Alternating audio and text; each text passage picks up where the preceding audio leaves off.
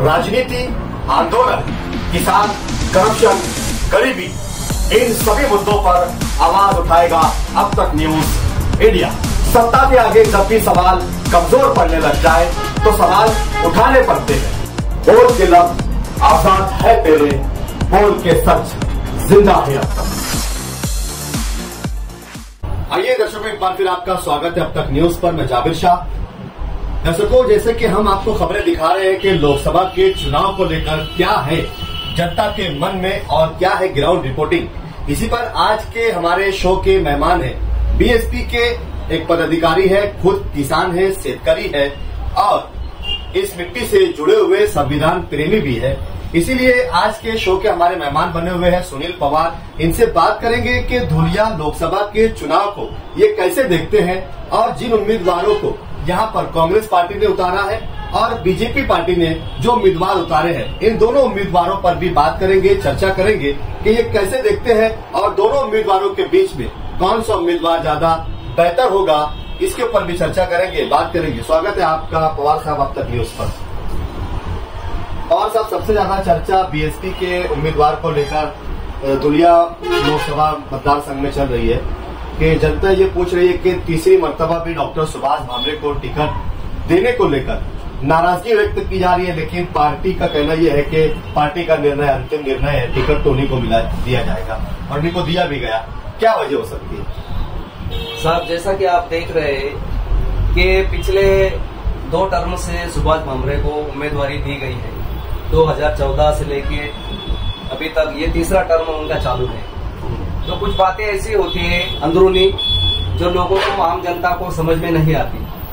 तो हमारी जहाँ तक के सोचने की, देखने की नजर है, तो सुभाष भामरे को जो उम्मीदवारी दी है उसके पीछे का मकसद है कि जो राफेल घोटाला हुआ था, उस राफेल घोटाले के अंदर जब रक्षा मंत्री, राज्य मंत्री का दर्जा सुभाष भामरे जी को था और उस राफेल घोटाले में बहुत बड़ा घोटाला करके जो उनके हाथों से जो काम करवाया गया, तो काम के जितने भी जरूरत की जो माहिती है तो सब वो उनके पास है।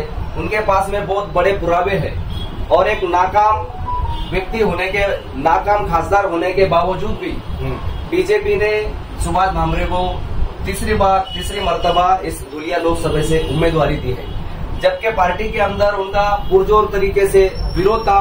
बीजेपी के पास एक अच्छे कैंडिडेट थे, कई जगह पर उनके विरोध के लिए सभाएं भी होती। बिल्कुल। धुलिया से लेकर सिंदखेड़ा से लेकर सटाने तक और पूरे मालेगांव के अंदर जितने भी बीजेपी के बड़े बड़े अहदेदार थे, नेता थे, सभी ने अंदरूनी उनको बहुत विरोध किया, फिर भी उनको वो टिकट दिया गया। उसके पीछे का मकसद यही है। बाकी हम तो डूबे सर, हम तुमको भी ले डूबेंगे। बिल्कुल, इसीलिए उनको दिया गया। जी। पवार साहब, जिस तरीके से आप बता रहे हैं कि राफेल घोटाले को लेकर टिकट उनको दिया गया है, पार्टी में नाराजगी होने के बावजूद भी उनको दिया गया, क्या लगता है आपको वो तीसरी बार भी खासदार होंगे? जी, वैसा देखा जाए तो ऐसी कोई दूर तक ऐसा नजर नहीं आता कि इस बार खासदार सुभाष भामरे धुलिया हल्के से चुन के आ सकते हैं। एक पार्टी पद तो नहीं, मैं आपसे, आप एक किसान है, शेतकारी। जी। शेतकारी बोल के, आम नागरिक बोल के क्या विचार है? वही बात मैं आपको बताना चाहता हूँ कि आप देखते होंगे कि नासिक जिला ये अपना सबसे ज्यादा शेतकरी नासिक जिले में है, प्याज के उत्पादन है, कांदा उत्पादन वाला क्षेत्र है।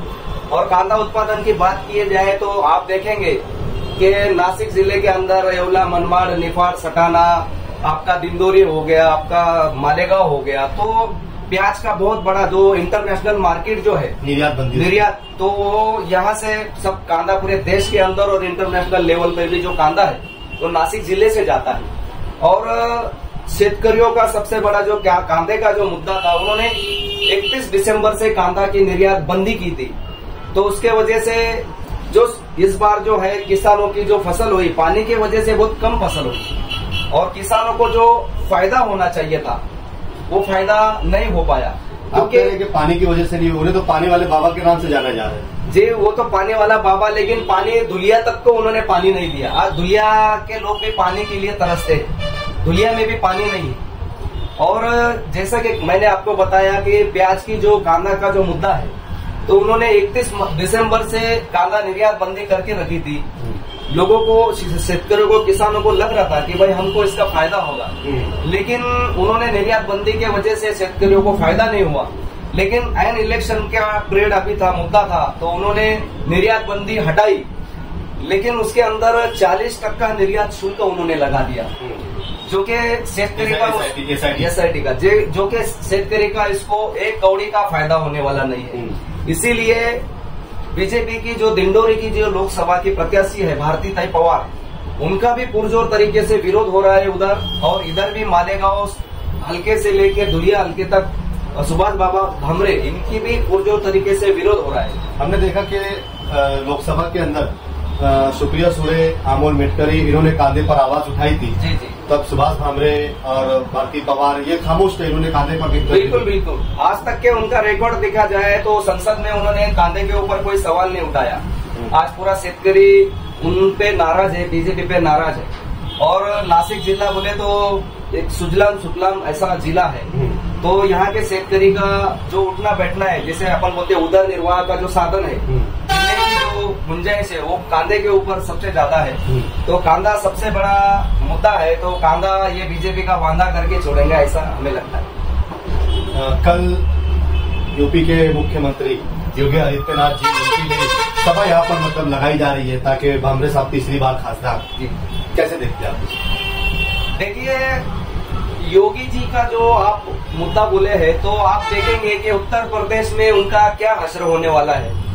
उत्तर प्रदेश के अंदर बहुजन समाज पार्टी ने जो जातीय समीकरण बिठा के जो लोगों को टिकट दिया है, वो टिकट इस तरह से दिए है, तो इस बार मोदी जी और योगी जी 20 का भी आंकड़ा पार नहीं कर पाएंगे, ऐसी वहाँ का नजारा है, वहाँ की वो कंडीशन है। बड़ी भविष्यवाणी कर रहे हैं। बिल्कुल बिल्कुल, 80 में से 20 दावे के साथ कहते हैं, क्योंकि योगी जी ने जो बुलडोजर बाबा के नाम से जिनको जाना जाता है, तो उन्होंने जो लोग थे, मुस्लिम हो, दलित हो, या तो फिर कोई ओबीसी समाज के लोग हो, उनके बने बसाए घर उजाड़ दिए।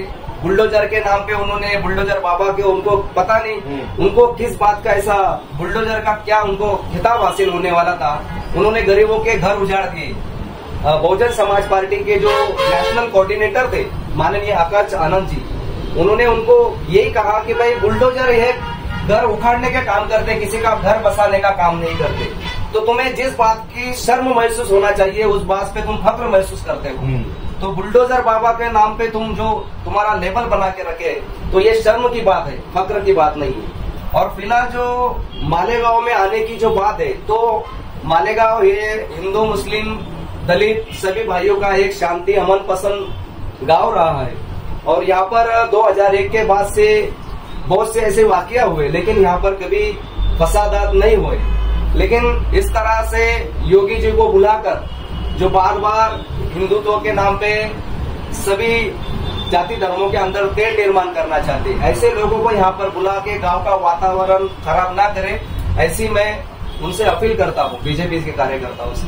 अगर कांग्रेस उम्मीदवार की बात की जाए, जो इस तरीके की बातें चल रही कि वो आयात उम्मीदवार कांग्रेस पार्टी ने नासिक से दुलिया लोकसभा में उतारी, उस पर क्या कहें? देखिए, कांग्रेस का जो उम्मीदवार की जो बात है, तो आपको पता होगा कि महाराष्ट्र गवर्नमेंट में जो अभी के बहुजन अपना कांग्रेस की जो उम्मीदवार है माननीय शोभाताई जी बच्चाओ, तो शोभाताई बच्चाओ महाराष्ट्र गवर्नमेंट के अंदर आरोग्य मंत्री रह चुकी है। उसके बाद में वो नासिक से भी महापौर रह चुकी है, और अभी जब उन्होंने मालेगांव हल्के में अपना नामांकन दाखिल किया, तो उनको मालेगांव बद्दल और दुलिया के बारे में उनको प्रेम सूझा।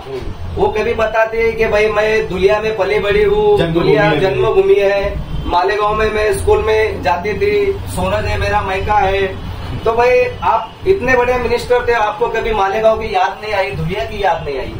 जब अपने फायदे की बात आई, अपने मुफालात की बात आई, तो आपको जन्मभूमि, कर्मभूमि और मातृभूमि नजर आ रही है। तो ये जो दोहरा चरित्र वाला जो कांग्रेस की उम्मीदवार के जो है, तो ये मेरे हिसाब से ये सही नहीं है, ठीक नहीं है। आपने कामों के ऊपर लोगों से वोट मांगना चाहिए था, और इसीलिए गांव का कोई उम्मीदवार अगर हम लोग दे पाते, मतलब कांग्रेस अगर दे पाती, तो शायद लोगों का नजरिया अलग रहता, विश्वास बैठता। लेकिन नासिक से कोई उम्मीदवार लाना और उस पे ऊपर भरोसा करना और अपने फायदे के लिए काम करना, तो मुझे लगता है ये सही नहीं। हालांकि और सब हम देख रहे हैं कि कांग्रेस पार्टी कई सालों से पिछले कुणाल बाबा पाटिल धुलिया के, ठीक है वो मतदार संघ से आते थे, उसके पहले 2 मरतबा जो शीरपुर मतदार संघ नहीं है वहां से 2 बार अमरीश भाई पटेल को दिया जो इस मतदार संघ के नहीं है जी। फिर तीसरी बार जो है तो नासिक से दिया। तो कांग्रेस हर बार क्या उनको धुलिया लोकसभा सीट में ऐसा कोई नामवर चेहरा मतलब नहीं मिलता है कि हमेशा से वो बाहर के लोग ला के लाते हैं? देखिए सर, आप अगर देखेंगे तो कांग्रेस ने जो लोगों के ऊपर दाव चलाया था, तो आपको पता होगा 2024 में 2019 के अंदर तो अमरीश भाई पटेल को उम्मीदवारी दी थी 14 में और 19 में। तो आप देखेंगे कि भाई हम लोगों ने जिनको वोट दिया था सेकुलर के नाम पे, आज वो बीजेपी में है। और जिस शख्स से आज तक कांग्रेस में टिके रहे वो तुषार दादा शेवाड़े, सेकुलर वाले आदमी कम्युनल हो गए और बीजेपी में चले गए। तो कहने का मतलब ये है कि जिनके ऊपर आप लोगों ने, मतलब खास तौर से मैं मालेगांव के हमारे मुस्लिम भाइयों से कहना चाहूंगा कि जिस सेकुलर के नाम पे आप लोगों ने जिनके ऊपर भरोसा किए, वो लोगों ने किस तरह से तुम्हारे साथ में धोखा दिया है देखिए। और आने वाले समय में मैं ये बताना चाहूंगा कि जिस सेकुलर के नाम पर आप लोग दोबारा से फंस रहे हैं, जिस शोभाताई बच्चाओं को आप लोग वोट देना सोच भी रहे होंगे, तो मैं आपको बता देना चाहूंगा कि शोभाताई बच्चाओं आज है, कल कब बीजेपी में चले जाएंगे इसका कोई भरोसा है? तो मुझे लिख कर ये बात में पॉइंट है। आप बीएसपी पार्टी से आते हैं, मालेगांव धुलिया लोकसभा सीट में बीएसपी पार्टी का भी उम्मीदवार उतारे गया है, तो क्या मतलब चल रहा है, क्या लगता है आपको? देखिए, आप लोगों को पता होगा कि हमारी पार्टी की जो राष्ट्रीय अध्यक्ष है बहन कुमारी मायावती जी, और मान्यवर काशीराम जी ने जब पार्टी बनाई थी तो पार्टी का नारा है कि भाई जिसकी जितनी संख्या भारी उसकी उतनी हिस्सेदार। तो हम लोग 2004 के अंदर, 2009 के अंदर यहाँ से मुसलमानों की तादाद हमारे धुलिया हल्के में सबसे ज्यादा है। तो हमने पार्टी के रूल के हिसाब से बहुजन समाज पार्टी ने मुस्लिम कैंडिडेट देना चाहिए, ये हमने पार्टी के आला कमान से बात रखी और उन्होंने हमारी बात को मद्देनजर रखते हुए और पार्टी का जो नारा है उसको ध्यान में रखते हुए इस बार दोबारा तीसरी बार बहुजन समाज पार्टी ने एक मुस्लिम कैंडिडेट उतारा है जो हमारे जौहर भाई जमजम है। तो क्या अपील करना चाहेंगे आप मतदाताओं से? क्या इस बार परिवर्तन करते हुए दोनों ही पक्ष के उम्मीदवार को साइड में रखते हुए बीएसपी के उम्मीदवार को वोट देना चाहिए? जैसा कि आपको मैंने बताया कि हमारा जो नारा है जिसकी जितनी संख्या भारी उसकी उतनी हिस्सेदारी, इस हिस्सेदारी के तहत बहुजन समाज पार्टी ने अकेले उत्तर प्रदेश की 80 लोकसभा की सीट में से तकरीबन 23 से 24 सीट ये मुस्लिम समाज को दी है। और आप देख रहे होंगे जिस सेकुलर शब्द का उपयोग करके, सेकुलर सिर्फ एक शब्द, एक लकब लगा दिया है कि सेकुलर, बाकी सेकुलर के नाम पे कांग्रेस ने किसी को, पूरे महाराष्ट्र में ना कांग्रेस ने ना बीजेपी ने किसी को उम्मीदवारी नहीं दी। जबकि आप देखेंगे कि धुलिया मालेगांव लोकसभा हो, भिवंडी लोकसभा हो, औरंगाबाद हो, तो कम से कम 5 से 6 ऐसी, मुंबई की लोकसभा हो, ऐसे 5 से लोकसभा ऐसी है जहाँ से सिर्फ मुस्लिम समाज को ही हक बनता है कि भाई उनको उम्मीदवारी देना चाहिए। लेकिन जो सेकुलर का चोला ओढ़े बैठे हुए जो सेकुलर पार्टियां जो बताती है अपने आप को, कांग्रेस आघाड़ी के लोग, तो उन्होंने किसी ने भी एक भी मुसलमान को टिकट दिया नहीं। जबकि बहुजन समाज पार्टी ने पूरे महाराष्ट्र के अंदर से 5 से 7 मुस्लिम उम्मीदवारों को टिकट दिया है। और जैसे कि आपको मैंने बताया कि इससे पहले भी उत्तर प्रदेश में बहुजन समाज पार्टी ने मुस्लिम उम्मीदवारों को उतारा। तकरीबन 6-6, 7-7 MP बहुजन समाज पार्टी से चुन के गए और 25-25, 30-30 MLA बहुजन समाज पार्टी की तरफ से मुस्लिम समाज के चुन के गए। और अभी भी इस बार, मतलब पिछली बार जब नसीमुद्दीन सिद्दीकी जो अभी कांग्रेस में है, फिलहाल जब वो बहुजन समाज पार्टी में थे, तो अकेले नसीमुद्दीन सिद्दीकी को 9 मिनिस्टरी बहन कुमारी मायावती जी ने दी थी।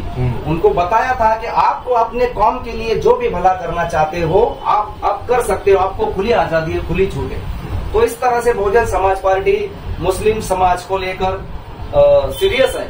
और आप देखे होंगे सर के बहन जी ने खुले मंच पर बाबरी मस्जिद के बारे में कहा कि भाई मंदिर बनता है, हम उसका स्वागत करते हैं, लेकिन जब मस्जिद भी बनेगी, बाबरी मस्जिद बनेगी, हम उनका भी स्वागत करेंगे।